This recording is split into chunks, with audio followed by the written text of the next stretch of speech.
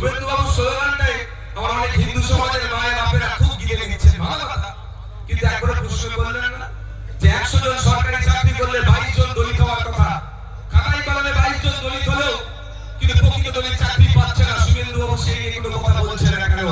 এ কথা তিনি বলবেন না। সরকার চলছে না, সরকার চলছে না, সরকার চলছে। কথাই আছে দুধে পানি মেশায়, কিন্তু এই সরকারের আমলে পানিতে দুধ মেশাচ্ছে না। এতই দুর্নীতি হয়েছে।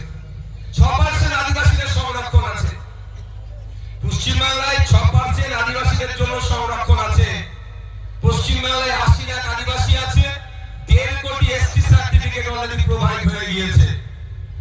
মানে যারা আদিবাসী আছে তার থেকে প্রায় তার 1 ডবল দ্বিগুণ সার্টিফিকেট প্রোভাইড করে ছেড়ে দিয়েছে মার্কেটে। অর্থাৎ প্রকৃত যিনি আদিবাসী তিনি চাকরি পাচ্ছেন না, ফেক যিনি আদিবাসী সেজেছেন ফেক সার্টিফিকেট নিয়ে আদিবাসীদের কাছ থেকে অধিকার কেড়ে নিচ্ছে। আর মমতা ব্যানার্জি একবার আদিবাসীদের ধর্মীয় অনুষ্ঠানে গিয়ে একটু নৃত্য পরিবেশন করে দিচ্ছেন, আর আদিবাসী সমাজের মানুষরা ভাবছে হচ্ছে আমার প্রকৃত বন্ধু।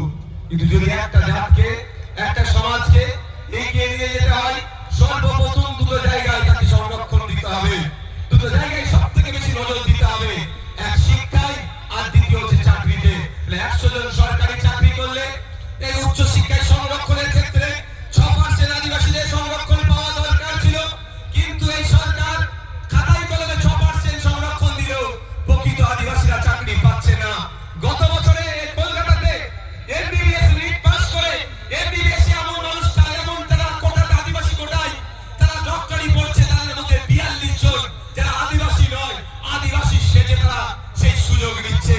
তাহলে আদিবাসী সমাজ থেকে 42 জন ডক্টর হওয়া থেকে বঞ্চিত হচ্ছে এই সরকারের আমলে।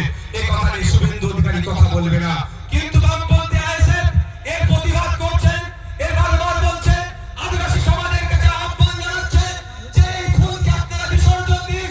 পদ্ম ফুলের জোড়া ফুল মেলে আপনাদেরকে ফুল বানাচ্ছে। আপনারা খামচিহ্ন আইএসএফ এবং বামপন্থীদের হাতকে শক্ত করুন, আমাদেরকে ক্ষমতায় নিয়ে আসুন। 6 মাসের মধ্যে কমিশন বসিয়ে বাকি যে 70 লাখ ফেক এসটি সার্টিফিকেট আছে সেগুলোকে খুঁজে বার করে সেইগুলোকে বাতিল করে দিয়ে প্রকৃত আদিবাসীরা উচ্চ শিক্ষায় চাকরিতে যাতে সংরক্ষণ পায় তার সুষ্ঠু ব্যবস্থা বামপন্থী আর আইএসএফদের সরকার করবে। যদি মনে হয় আম খাওয়ার ইচ্ছে হয় তাহলে আম গাছ লাগাতে হবে। যদি মনে করেন দুর্নীতি মুক্ত সরকার চাই, তোলাবাজ মুক্ত সরকার চাই, কাটমানি মুক্ত সরকার চাই, তাহলে আপনাদের বলবো তাহলে দিকে দিকে বামপন্থী আর খামচিহ্ন আইএসএফকে জেতান। আর অন্যথায় কি হবে বলুন তো? আপনার হাতে 1,500 টাকা ধরিয়ে দিচ্ছে শিক্ষিত বেকার, আপনি মনে করছেন খুব ভালো হচ্ছে, হিসাব করে একটু দেখুন পার ডে। আমার মোবাইলটা যদি কোনো বাজে আমার মোবাইল তাতে দিয়ে রাখো, মোবাইল তোমারটা দেওয়া হবে ভাই, আমার ওইদিকে ডাক পড়ে আছে। ও গালি গালাজ ভালো কাজ করতে গেলে গালি গালাজ করতে হয়, একটু গালি গালাজ সহ্য করতে পারলে তো হবে কি করে। জেল টেল খেটে মিথ্যা মামলা নিয়ে সব বসে আছে। 2021 আমি যখন অ্যাফিডেভিট জমা করেছিলাম আমার ক্রিমিনাল কেস একটাও ছিল না। যদি রিটুনে ধরে নিতে পারো তো লেস ছিল 2021 আমার নামে একটাও ক্রিমিনাল কেস ছিল না। আর 2026 আবার এফিডেভিট জমা করলাম 17টা ক্রিমিনাল কেস। তবে আমি কাঁদবো নাকি? ওই 170টা কেস দিলে স্টেজ থেকে দাঁড়িয়ে বলবো মোদি মমতার সেটিং জেলে গেছে জনতা। 100 বার বলবো চাকরি চোর মমতার সরকার, রেশন চোর মমতার সরকার, যেদিকেই তাকাবেন যেখানেই চুরি হচ্ছে সেখানেই তৃণমূলের উপস্থিত আছে। আমি স্টেজ থেকে বলবো চোরকে চোর বলবো না, কি বলবো? সাধুপুরুষ বলবো নাকি? তা আপনাদের বলবো একটু ভাবতে হবে। 1,500 টাকা মাসে দিচ্ছে, পার ডে 50 টাকা। আপনারা বলুন ওই 50 টাকা নাকি আপনার সংসার চলবে? একদিকে জোড়া ফুল বলছে মাস গেলে 1,500 দেব, আর এক উল্টো দিকে লাল ঝান্ডা আর খামচিহ্ন বলছে আমাদেরকে ক্ষমতায় নিয়ে আসুন। 1,500 টাকা নয়, ন্যূনতম 15 থেকে 22,000 টাকা চাকরির ব্যবস্থা আমরা করে দেব। শুধু তাই নয়, জানিয়ে রাখি আপনাদের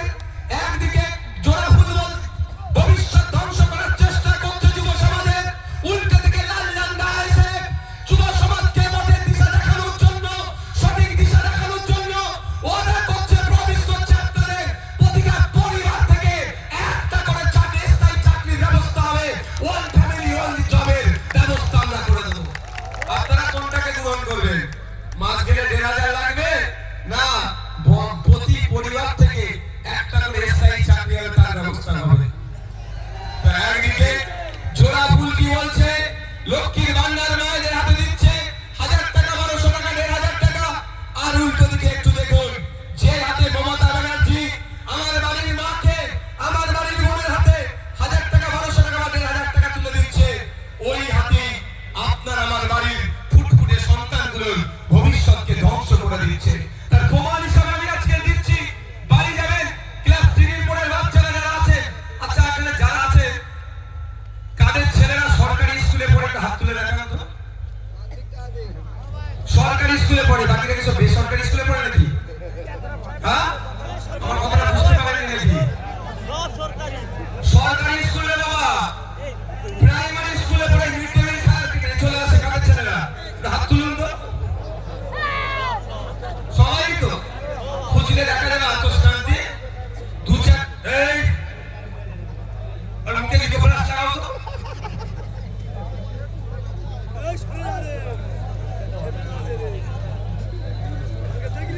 এই দাদা টাকা এই কোথায় টাকা?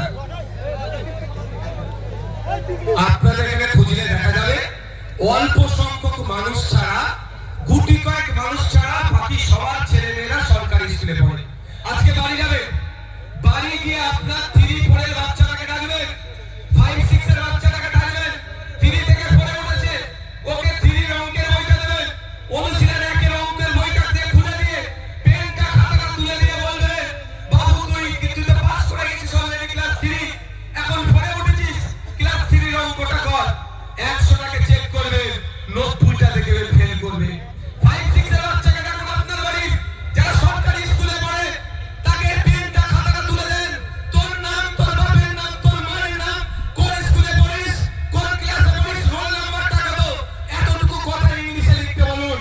যদি 100টার মধ্যে 90টা না ফেল করে, আমি এখানে ওয়াদা করে যাচ্ছি, আমি রাজনীতির মঞ্চটা ছেড়ে দেবো। কোটিটা কার হচ্ছে, কিন্তু আপনাকে মাসে মাসে আপনার বাড়ি 1500 টাকা ঢুকে যাচ্ছে। খুব ভালো লাগছে, যে হাতে মায়েরা 1500 দিচ্ছে মমতা ব্যানার্জি, ওই হাতেই কিন্তু মমতা ব্যানার্জি আপনার ছেলেদের ভবিষ্যৎ ধ্বংস করছে। ফলে কম্পিটিশনে যেতে পারবে না, 6 7 এ উঠবে, পড়ালেখা ছেড়ে দেবে, কাজে চলে যাবে ভিন্ন রাজ্যে, আমার বাঙালি বাংলায় কথা বলার জন্য মার খেয়ে রাজ্যে ফিরে আসবে। রাজ্যে কর্মসংস্থান নাই, তখন আবার মমতা ব্যানার্জির দলের লোকেরা ডাকবে, এইদিকে আয়, 300 টাকা দিচ্ছি, 200 টাকা দিচ্ছি, যাতে বোমটা মেরায়, বুদ্ধ পাল্টা করায়, আইএসএফ বামপন্থীরা ঝান্ডা লাগাচ্ছে বলে ডিস্টার্ব কর। তখন এই করতে করতে কেউ যদি ক্ষতিগ্রস্ত হয়ে যায়, জেলে জীবন কাটাবে। তাই আপনাদের বলবো, মায়ের আপনি আপনাদের বলছি, 1500 টাকা দিচ্ছে, এর বিরুদ্ধে নয়, কিন্তু আমি মনে করি মায়ের 1500 টাকাই কিছু হয় না, ন্যূনতম 5000 দেওয়া দরকার মায়েদেরকে মাসে। তার পরিবর্তে রাজ্য কিছু কাজও বুঝে নিতে চায়। তাই আপনাদের বলবো, একটু ভাববেন, 1500 টাকা দিচ্ছে, কিন্তু আপনি যখন চাকরির জন্য যাচ্ছেন, তখন আপনার কাছ থেকে কি হচ্ছে, 15 থেকে 20 লক্ষ টাকা চাইছে। কদিন আগে দেখছিলাম